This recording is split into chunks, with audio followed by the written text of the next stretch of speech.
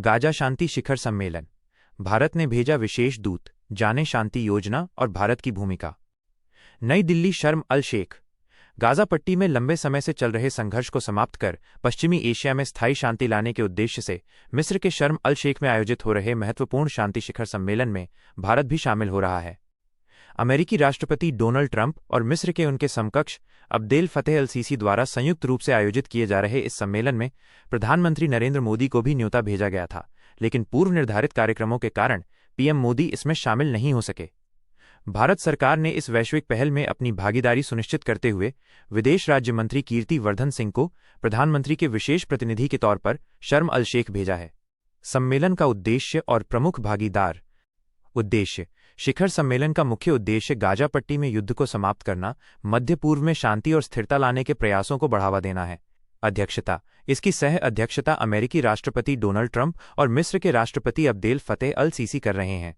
वैश्विक उपस्थिति। इस बैठक में ट्रंप और सीसी सहित 20 से अधिक देशों के नेताओं के शामिल होने की उम्मीद है। प्रमुख वैश्विक नेताओं में ब्रिटेन के प्रधानमंत्री केयर स्टारमर, इटली की प्रधानमंत्री जॉर्जिया मेलोनी, फ्रांस के राष्ट्रपति इमैनुअल मैक्रों और संयुक्त राष्ट्र महासचिव एंटोनियो गुतारेश शामिल हैं। पाकिस्तान के प्रधानमंत्री शहबाज शरीफ भी इस बैठक में हिस्सा ले सकते हैं। भारत की भूमिका और दूत भेजने का फैसला। प्रधानमंत्री नरेंद्र मोदी को अंतिम समय में ये न्योता भेजा गया था। प्रधानमंत्री मोदी की ओर से विदेश राज्य मंत्री कीर्ति वर्धन सिंह को उनका विशेष प्रतिनिधि बनाकर भेजा गया है। श्री सिंह ने एक्स पर इसकी पुष्टि करते हुए लिखा कि वो प्रधानमंत्री के विशेष प्रतिनिधि के रूप में शर्म अल शेख शांति शिखर सम्मेलन में भाग लेने के लिए काहिरा पहुंच गए हैं। सूत्रों के मुताबिक भारतीय पक्ष ने ये फैसला पाकिस्तान के प्रधानमंत्री शहबाज शरीफ के बैठक में शामिल होने की खबर के मद्देनजर लिया, ताकि वैश्विक मंच पर भारत की उपस्थिति और संतुलन सुनिश्चित हो सके। भारत ने हमेशा शांति और संयम का समर्थन किया है और इजरायल तथा फिलिस्तीन दोनों के साथ अच्छे संबंध रखता है, इसलिए शांति प्रक्रिया में भारत का हिस्सा लेना महत्वपूर्ण माना जा रहा है। ट्रंप की शांति योजना और मौजूदा स्थिति। यह शिखर सम्मेलन अमेरिकी राष्ट्रपति ट्रंप की गाजा शांति योजना के पहले चरण के लागू होने के कुछ दिनों बाद हो रहा है। युद्ध विराम। गाजा में युद्ध विराम शुक्रवार को लागू हो चुका है। बंधकों की रिहाई। योजना के तहत उम्मीद है कि हमास लगभग 20 जीवित बंधकों को सोमवार सुबह रिहा कर देगा। इसके बदले में इजरायल 2000 फिलिस्तीनी कैदियों को छोड़ सकता है। संघर्ष का इतिहास। गाजा में संघर्ष 7 अक्टूबर 2023 को हमास द्वारा इजरायली शहरों पर किए गए हमले के बाद शुरू हुआ था, जिसमें लगभग 1200 लोग मारे गए थे। इसके जवाब में इजरायली सैन्य अभियानों में हमास द्वारा संचालित स्वास्थ्य मंत्रालय के अनुसार अब तक 66,000 से अधिक फिलिस्तीनी मारे जा चुके हैं। योजना के चरण। ट्रंप की इस योजना के पहले चरण में युद्ध रोकना, सहायता बढ़ाना और बंधकों का आदान प्रदान शामिल है। बाद के चरणों में गाजा की गवर्नेंस, इजरायली सैनिकों की पूरी वापसी और हमास का निरस्त्रीकरण जैसे मुश्किल सवालों पर भी चर्चा की जाएगी। हमास की आपत्ति। हालांकि हमास ने इस योजना के कई हिस्सों, खासकर निरस्त्रीकरण के प्रस्ताव को बेतुका बताते हुए मानने से इनकार कर दिया है। शिखर सम्मेलन में गाजा संकट को समाप्त करने और मध्य पूर्व के लिए एक नए सुरक्षित भविष्य का मार्ग प्रशस्त करने पर गहन चर्चा होने की उम्मीद है, जिसमें भारत एक महत्वपूर्ण क्षेत्रीय शक्ति के रूप में अपनी भूमिका निभा रहा है। बिहार चुनाव 2025। एनडीए में सीट बंटवारे से नाराज ओपी राजभर बोले, अगर साथ रखना है तो 4-5 सीटें दें, 153 सीटों पर लड़ेंगे चुनाव। पटना। नई दिल्ली। बिहार विधानसभा चुनाव 2025 के लिए राष्ट्रीय जनतांत्रिक गठबंधन एनडीए में सीट बंटवारे के ऐलान के बाद उत्तर प्रदेश में एनडीए के सहयोगी दल सुहेलदेव भारतीय समाज पार्टी एसबीएसपी के अध्यक्ष ओम प्रकाश राजभर ने कड़ी नाराजगी जाहिर की है। राजभर ने एनडीए के सामने शर्त रखते हुए कहा है कि अगर आप हमें अपने साथ रखना चाहते हैं तो हमें 4-5 सीटें दें। अपनी बात नहीं माने जाने पर उन्होंने बिहार की कुल 153 सीटों पर अकेले चुनाव लड़ने की घोषणा कर दी है, जिसके लिए उनकी पार्टी 52 सीटों पर उम्मीदवार तय भी कर चुकी है। बिहार के नेताओं ने केंद्रीय नेतृत्व को गुमराह किया। समाचार एजेंसी एएनआई से बात करते हुए ओपी राजभर ने अपनी नाराजगी व्यक्त की। उन्होंने आरोप लगाया कि बिहार के नेताओं ने केंद्रीय नेतृत्व को गुमराह किया है। राजभर ने कहा, हम तो चाहते थे कि हमको 4-5 सीट मिल जाए और हम मिलकर चुनाव लड़ें, लेकिन बिहार के नेताओं ने केंद्रीय नेतृत्व को गुमराह किया है। उन्होंने बताया कि उपचुनाव के दौरान बिहार भाजपा अध्यक्ष दिलीप जायसवाल ने मदद के लिए उनसे संपर्क किया था। जायसवाल ने उनकी बात विनोद तावड़े तक पहुंचाई और उन्होंने भी इसे स्वीकार किया। जेपी नड्डा और केंद्रीय गृह मंत्री अमित शाह से भी उनकी मुलाकात हुई थी, जहां उन्हें चुनाव के समय मिलकर लड़ने का आश्वासन दिया गया था। राजभर ने कहा कि वो इसी भरोसे पर बने रहे। वोट देने की मशीन बने राजभर और प्रजापति समाज। ओपी राजभर ने बिहार की कुछ जातियों के प्रतिनिधित्व को लेकर गंभीर सवाल उठाए। उन्होंने कहा, दुर्भाग्य है कि बिहार में रहने वाले प्रजापति का, दुर्भाग्य है राजभर, राजवंशी का। ऐसी जातियां हैं जिनकी आबादी हर विधानसभा में 20-80 हजार तक वोट हैं, लेकिन इनके वोट को पासवान की पार्टी कहती है कि हमारा वोट है, मांझी कहते हैं कि हमारा वोट है, बीजेपी, आरजेडी और जेडीयू कहती है कि हमारा वोट है। उन्होंने दावा किया कि उनकी जातियों के लोग केवल वोट देने की मशीन बनकर रह गए हैं। उन्होंने कहा, ये लोग वोट देने की मशीन बनकर रह गए हैं। इस नाते अब इनकी पहचान कराना। अब वहां के लोगों से बातचीत हुई और उन्होंने कहा कि हमने 10-10 रुपये जुटाकर आ पाए। हम लोगों ने 20-25 हजार की रैली की है। अब पर्चा भरवाइए, हम लोग वोट देंगे। 153 सीटों पर चुनाव लड़ेगी एसबीएसपी। सीट बंटवारे में हिस्सा न मिलने के बाद एसबीएसपी ने बिहार में अपने दम पर चुनाव लड़ने का फैसला किया है। राजभर ने कहा, अब एसबीएसपी बिहार चुनाव अपने दम पर लड़ने पर विचार कर रही है। हम एक मोर्चा बनाएंगे और वहां चुनाव लड़ेंगे। पहले फेज में पार्टी अब तक 52 सीटों के लिए उम्मीदवार तय कर चुकी है। हम आज से नामांकन प्रक्रिया शुरू करने जा रहे हैं। हम 153 सीटों पर चुनाव लड़ेंगे। जूता मारकर भगा देते हैं। राजभर ने छोटे दलों और जातियों की उपेक्षा पर तीखी टिप्पणी की। उन्होंने कहा कि बड़ी पार्टियों की निगाहों में छोटे दल नहीं हैं। अभी ये लगता है कि सारी जाति के नेता बना लिए हैं। अब उन्हीं के सहारे जातियों का वोट लेते हैं और हिस्सेदारी देने की बात आती है तो मुकर जाते हैं। फिर वो टुकुर टुकर ताकते हैं कि हमें एक सीट दे दो, फिर मारकर जूता भगा देते हैं, तुम्हारा अब कोई काम नहीं है। उन्होंने कहा कि अब बिहार के लोगों में जागरूकता आई है और उन्हें गुलाम बनाकर रखा गया है। एनडीए को चेतावनी। अपनी बात को दोहराते हुए राजभर ने एनडीए को सीधे चुनौती दी। उन्होंने कहा, हम तो चाहते थे कि हमको 4-5 सीट मिल जाए और हम मिलकर चुनाव लड़ें, लेकिन बिहार के नेताओं ने केंद्रीय नेतृत्व को गुमराह किया है। हम भी पर्चा भर देते हैं और फिर हम भी 20 तारीख के बाद निकलते हैं। 20 तारीख के बाद फिर देखना, बिहार के लोग चिल्लाना शुरू करेंगे कि ये तो गठबंधन धर्म नहीं निभा रहे हैं। बिहार के लोगों, आप गठबंधन धर्म निभाना नहीं जानते। आपने अपने नेतृत्व को गलत फीडबैक दिया। हम अपने गठबंधन धर्म का पालन करने के लिए तैयार हैं। अगर आप हमें अपने साथ रखना चाहते हैं तो हमें 4-5 सीटें दें।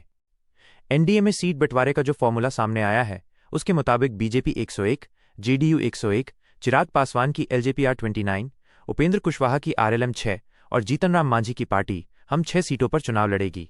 इसमें ओपी राजभर की सुभासपा को कोई सीट नहीं मिली है, जिसके बाद उन्होंने बगावती तेवर अपना लिए हैं। भारत अमेरिका ट्रेड डील पर तेज हुई बातचीत। भारतीय टीम इस सप्ताह करेगी अमेरिका का दौरा। नई दिल्ली। भारत और अमेरिका के बीच बहुप्रतीक्षित द्विपक्षीय व्यापार समझौते बायलैटरल ट्रेड एग्रीमेंट बीटीए को अंतिम रूप देने की प्रक्रिया एक बार फिर तेज हो गई है। इसी क्रम में प्रस्तावित समझौते पर बातचीत को आगे बढ़ाने के लिए भारत के वरिष्ठ अधिकारियों का एक दल इस सप्ताह अमेरिका का दौरा करेगा। नवंबर 2025 तक पहले चरण का लक्ष्य। आधिकारिक सूत्रों के अनुसार दोनों देशों ने बीटीए के पहले चरण को नवंबर 2025 के अंत तक पूरा करने का लक्ष्य रखा है।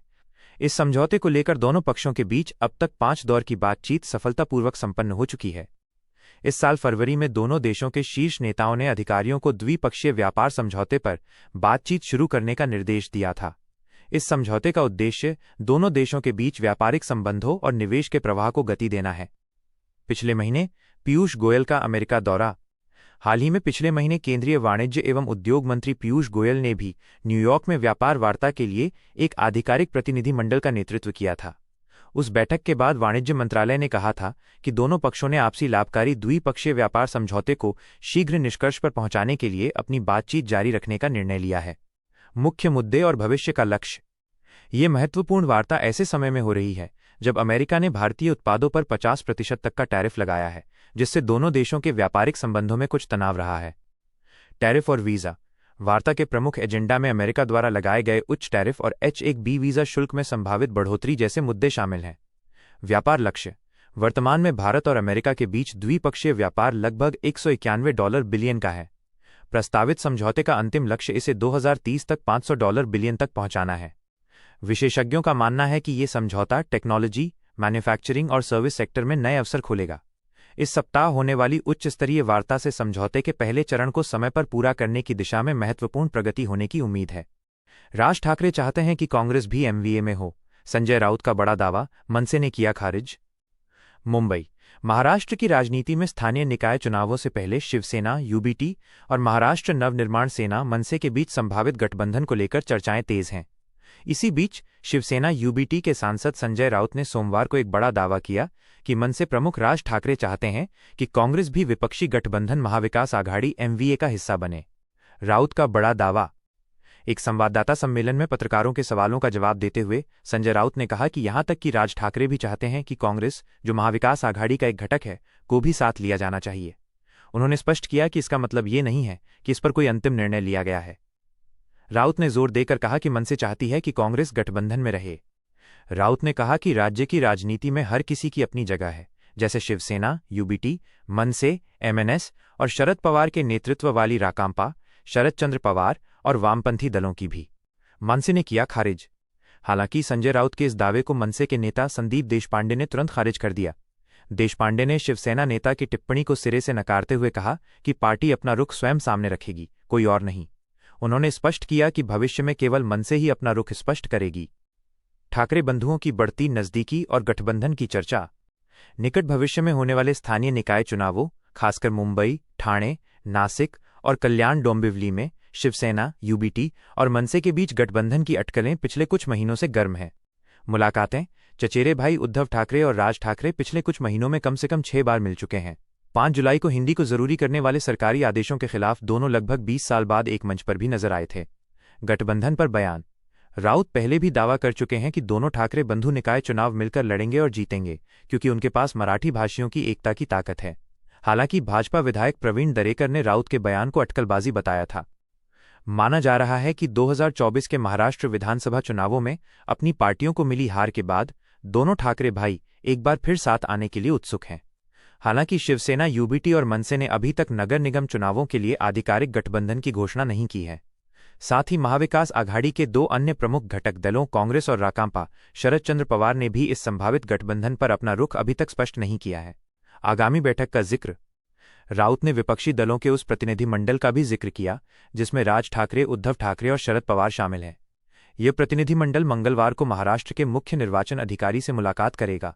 राउत के अनुसार वह स्वयं एआईसीसी महासचिव केसी वेणुगोपाल से कुछ मुद्दों पर बात कर चुके हैं और राहुल गांधी तथा मल्लिकार्जुन खड़गे से भी बात करने की योजना है। हालांकि मनसे नेता संदीप देशपांडे ने यह स्पष्ट किया कि चुनाव आयोग से मिलने वाले इस विपक्षी प्रतिनिधिमंडल का महाविकास आघाड़ी से कोई संबंध नहीं है।